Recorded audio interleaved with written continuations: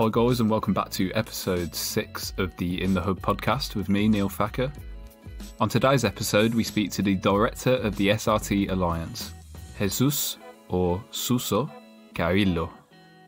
Suso carries more than 20 years of broadcasting experience and joined High Vision last year to head up the SRT Alliance. Hope you enjoy this episode. So, Suso, how did you get your start within the broadcasting and media industry? I started in Telefónica, in the audiovisual division of Telefónica, and there I spent a lot of times in the more technical side of the TV with production, OB bands, layout, master control room.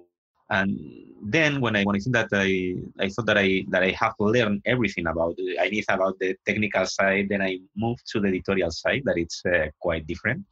And jointly with an editor, we created an Spanish technical and engineering focused magazine called TM Broadcast, that at the first stage was in Spanish and focused target only Spain.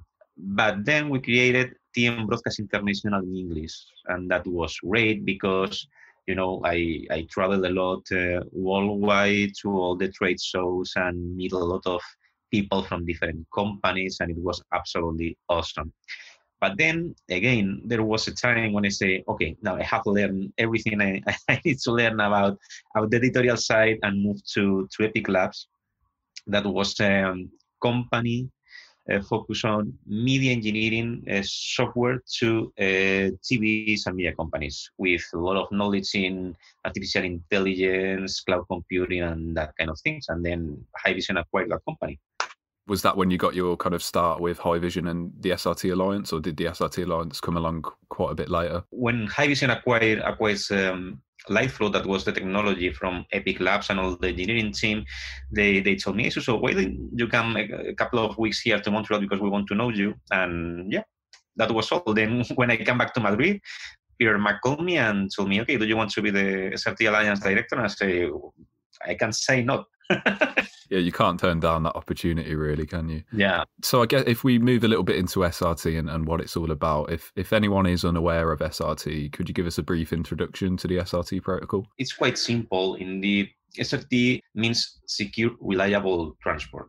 We also say that it also means satellite replacement technology.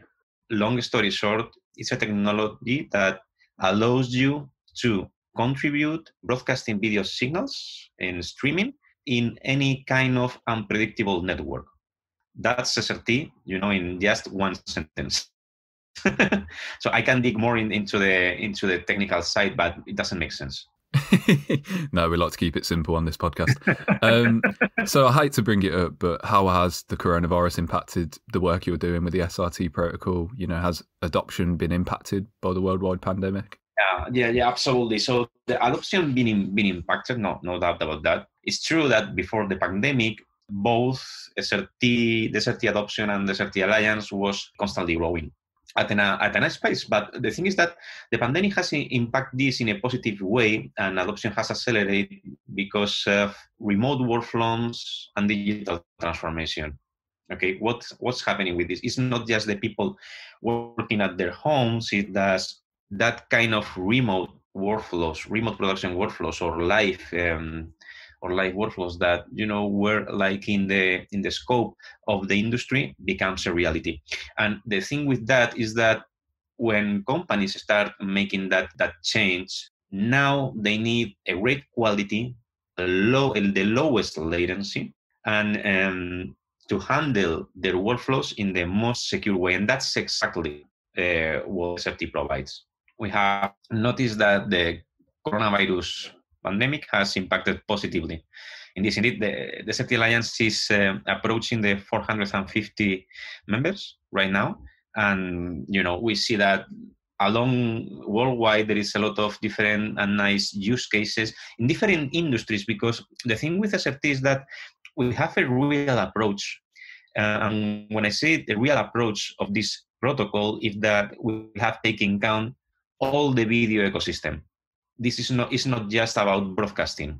We have created this with the broadcasters in mind, and with the events companies in mind, and OTTs in mind, and everybody.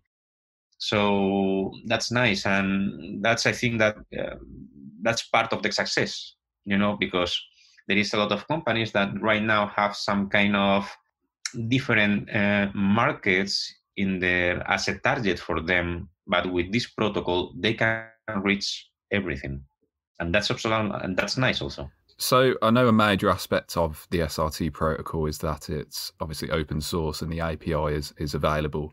Yeah. So what are the main benefits of licensing the SRT protocol in this way? The great thing with making SRT an open source protocol is that it's something that was decided in 2017 when open sourcing the protocol. Haivision decided to create also the SRT Alliance to try to promote the adoption of SRT across the streaming and broadcast industry, because that was the idea, to set SRT as a de facto standard for the industry. The great thing with making it open source in this of licensely, a license model, is that it makes the adoption quite simple. You just need to integrate the code that is available in GitHub, and it's just a matter of hours to implement SRT into your developments and create a product or a service, and that's nice. There is a question that people ask me regularly, and it's what's the benefit for Haivision in this? Okay, and I say, well, setting SRT as an standard allows a market. So the biggest the market, the biggest the competitors, but also the biggest the sales. So I know, obviously, you said the main goal really was making SRT the de facto kind of standard in the industry. Yeah. Do you think that you guys have achieved that, or is there still a way to go? We are in a good shape to get the standard. Indeed, it has been tabled at the IFT. And at this moment, I think that maybe the whole industry is using SRT. So there is a lot of different use cases in different verticals. We are absolutely in good shape. And the difference with other protocols that makes similar things with different approach is that everybody's using SRT, while other protocols, they're trying to make some noise, but at the end of the day, no one is using them, and that's the difference. So I guess, I'm curious about who and what industries you think benefit the most from SRT and whether this has changed over time.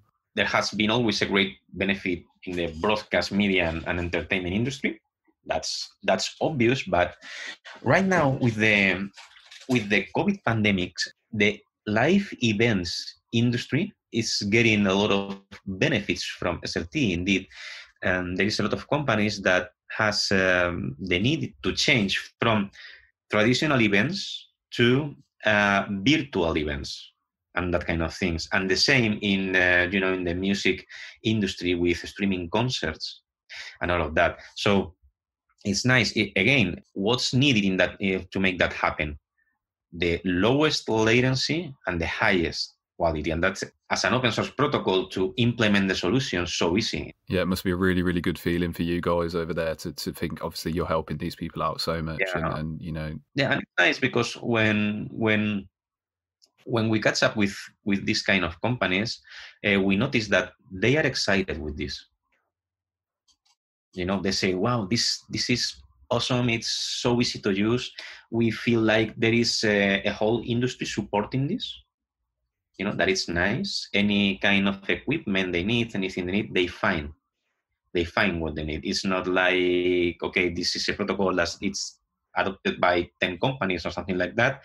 I make my own development and then I need, I don't know, better encoding, better encoders or better whatever, and I can find them. I can find what they need. It's not the case. They think that they told us that they feel so supportive, so easy to find solutions, so easy.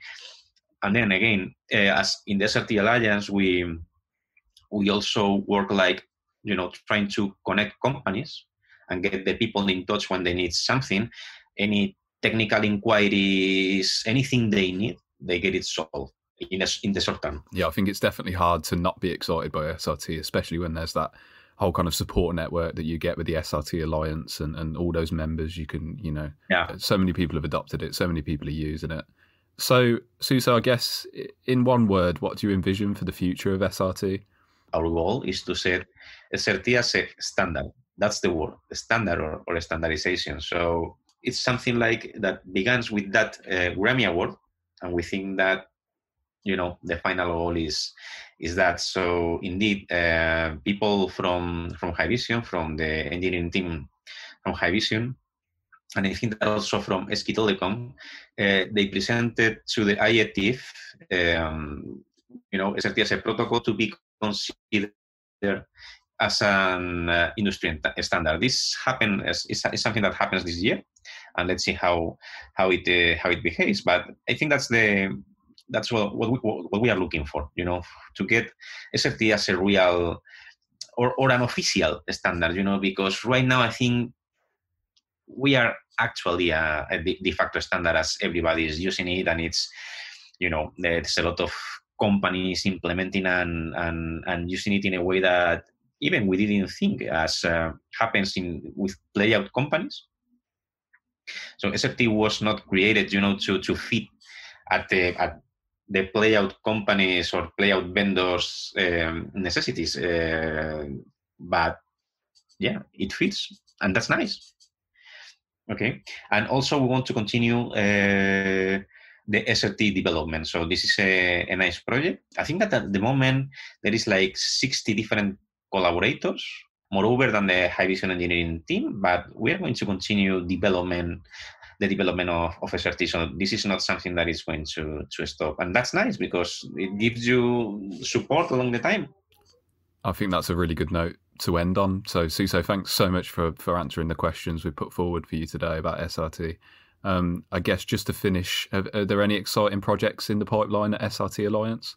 We are going to begin in October with a kind of video podcast called SRT Tuesday webinars, where we are going to catch up on a one-on-one basis with different members to talk about why did they approach to SRT, the benefits the thing are around SRT and their use cases. I think it's quite important right now to talk about the different use cases, as we are seeing, as I told before, playout companies using it, event companies using it, music production companies using it. So it's crazy. So I think it's a nice time to catch up with all of them and push out there all of that nice use cases. Then I think that late October or early November, I don't have a definite date at the moment, we are going to host another Plugfest to check interoperability within the different, SRT Alliance member. This is nice because as it's a virtual Plugfest, you can try and you can test your development interoperability within the different members. At the end of that day, you get a tag that we call SRT Plug, that you are absolutely and 100% compatible.